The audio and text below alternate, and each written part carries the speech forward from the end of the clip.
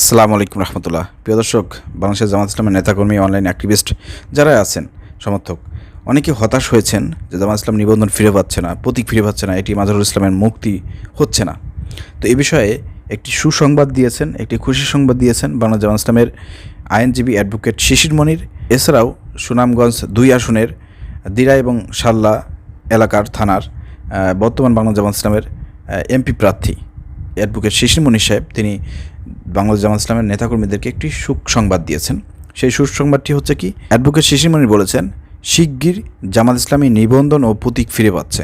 আলহামদুলিল্লাহ। নিবন্ধন নিয়ে হতাশ না হতে বাংলাদেশ জামাত ইসলামের নেতাকর্মী ও সমর্থকদের প্রতি আহ্বান জানাচ্ছি। শিশির মনির, জামাত ইসলামী আইনজীবী।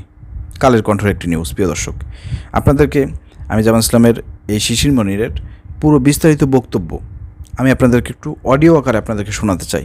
তার নিজের মুখেই শোনেন যে কীভাবে বাংলাদেশ জামাত ইসলামী অল্প সময়ের মধ্যে, অল্প কিছুদিনের মধ্যে জামাতের নিবন্ধন ফিরে পাচ্ছে, প্রতীক ফিরে পাচ্ছে এবং এটিএম মাজহারুল ইসলামকেও আইনি লড়াইয়ের মাধ্যমে আইনজীবী শিশির মনির সহ বাংলাদেশ জামাত ইসলামের আরও যত আইনজীবী আছে তারা কীভাবে বের করে নিয়ে আসবেন সেসব বিষয়ে গুরুত্বপূর্ণ কিছু কথা বলেছেন অ্যাডভোকেট শিশির মনির। অতএব যারা ভিডিওটি ওপেন করেছেন, আমি আপনাদেরকে অনুরোধ করব শিশির মনিরের এই বক্তব্যটি আপনারা শোনেন। আশা করা যাচ্ছে আপনারা হতাশ হবেন না, আপনাদের সবার কাছে ভালো লাগবে। ভালো লাগলে ভিডিওটি শেয়ার করে দেন।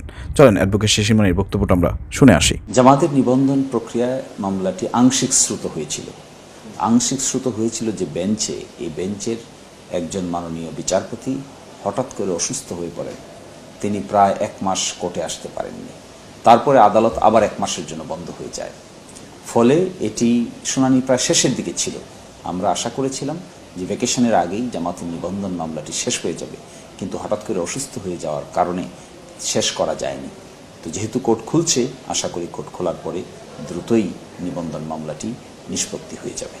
আমরা আংশিক শুনানি করে যতটুকু আমরা বুঝতে পেরেছি, যে কারণে জামাতের রেজিস্ট্রেশনকে বাতিল করেছে হাইকোর্ট, এই কারণগুলো উচ্চ আদালতে যখন আমরা উপস্থাপন করেছি, তখন উচ্চ আদালত আমাদের যুক্তিগুলো অত্যন্ত সিনসিয়ারলি এবং যুক্তিযুক্ত মনে করছেন বলে আমাদের কাছে মনে হয়েছে।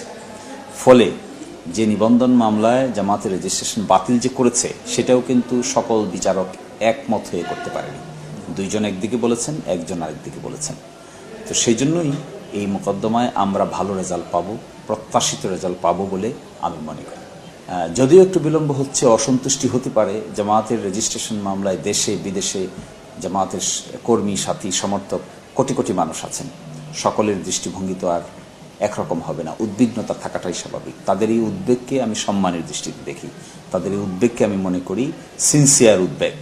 তারপরেও আইনি প্রক্রিয়াটা সম্পন্ন করে প্রপার সিস্টেমে জামাত যখন তার রেজিস্ট্রেশন ফিরে পাবে, আমি আশা করি সকলেরই হতাশা দূর হবে, সকলেই খুশি হবেন। জামাতের এই রেজিস্ট্রেশনের সাথে একটি কথা অনেকের মধ্যেই কাজ করে, কনফিউশন, যে প্রতীক পাবে কিনা। একটি হলো রেজিস্ট্রেশন পাবে কিনা, আর একটি দাঁড়িপাল্লা প্রতীক পাবে কিনা। আমরা এরকম আইনি উদ্যোগ নিচ্ছি যে আইনি উদ্যোগের কারণে প্রতীকও পাওয়া যাবে, একই সাথে রেজিস্ট্রেশনে পাওয়া যাবে ইনশাআল্লাহ। লিভ গ্রান্ট হয়েছিল, আপনারা জানেন। তো লিভ আদেশ স্বাক্ষর হয়েছে।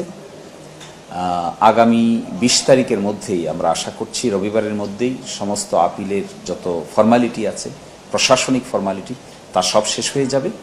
21 তারিখে আমরা আশা করি আদালতে উপস্থাপন করতে পারবো এবং যথারীতি 22 তারিখে এটি যেন শুনানির জন্য উপরের দিকে থাকে।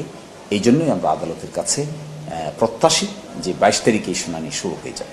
আমি খুবই হোপফুল এবং এই ক্ষেত্রে আদালত আমাদেরকে আগেও যথেষ্ট সিনসিয়ারলি নিয়েছেন।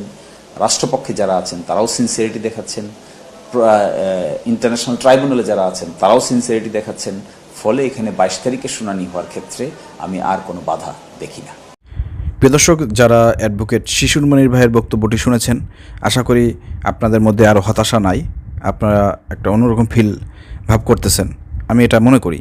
কারণ যেহেতু অ্যাডভোকেট শিশির মনির তিনি একজন বাংলাদেশ জামাত ইসলামের একজন আইনজীবী এবং তিনি এসব বিষয়ে অভিজ্ঞ, এবং তিনি জামাত ইসলামের যেহেতু এই মামলা সংক্রান্ত বিষয় যেগুলো আছে, নিবন্ধন, প্রতীক, এটি মাজহারুলের মুক্তি, সব বিষয়ের সঙ্গে তিনি জড়িত আছেন। অর্থাৎ তিনি আশ্বস্ত করেছেন, নেতাকর্মীদেরকে হতাশ হতে নিষেধ করেছেন। তার মানে হতাশ হওয়ার কোনো প্রয়োজন নাই, এটা একটি সুখের সংবাদ। অতএব হতাশ হবেন না। আপনার ভিডিওটি শেয়ার করে সবাইকে জানিয়ে দেন যে অ্যাডভোকেট শিশির মনির তিনি হতাশ হতে নিষেধ করেছেন।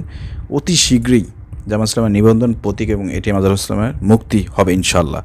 আর যদি না হয়, এর জন্য কিভাবে এটা আদায় করতে হয় সেটা কিন্তু বাংলাদেশ জামাত ইসলামী ভালো করে জানে।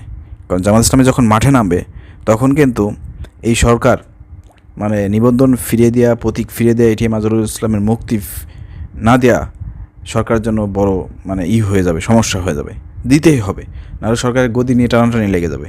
ঠিক আছে, কয়েকদিন আগে আপনারা দেখেন নাই যে সারা বাংলাদেশে এটিএম আজহারুল ইসলামের মুক্তির জন্য আন্দোলন হলো, সরকার কান্নে নেয়নি। ঠিক আছে, কিন্তু আমি যেমন ডাক্তার শফিকুর রহমান যখন ঘোষণা দিলেন যে স্বেচ্ছায় কারাবরণ করবেন, পরবর্তীকালে তিনি বললেন যে প্রধান উপদেষ্টা কার্যালয়ের সামনে অবস্থান কর্মসূচি, তখন কিন্তু সরকার ভয় পেয়ে গেছে যে আমি যেমন ডাক্তার শফিকুর রহমান যদি এই সচিবালয়ের সামনে, উপদেষ্টাদের কার্যালয়ের সামনে যদি অবস্থান কর্মসূচি ঘোষণা করে তাহলে কি পরিমাণ সেখানে লোকের সমাগম হতে পারে, এটা চিন্তা করে কন্ট্রোল করতে না পেরে অথবা কন্ট্রোল করতে পারবেন না, সরকার গদি নিয়ে টানাটানি সরকার পতন হয়ে যেতে পারে, এই ভয়তে কিন্তু পরের দিনই কিন্তু শুনানির ব্যবস্থা করছে, এটি আজহারুল ইসলামের মুক্তির শুনানির ব্যবস্থা করছে। তো বুঝতেই পারতেছেন, অতএব নিবন্ধন ফিরিয়ে না দেওয়ার কোনো সিস্টেমই নাই, কোনো পথ নাই সরকারের, দিতেই হবে। না দিলে পারে সেটা কীভাবে করতে হয় সেটা কিন্তু জামাত ইসলামে ভালো করে জানা আছে। আপনারা সেভাবেও প্রস্তুতি গ্রহণ করেন, আগামীতে আন্দোলনের জন্য প্রস্তুতি গ্রহণ করেন, কোনো সমস্যা নাই, কিন্তু হতাশ হইেন না। আশা করি বুঝতে পেরেছেন, ভিডিও শেয়ার করে দেন। আসসালামু আলাইকুম রহমতুল্লাহ।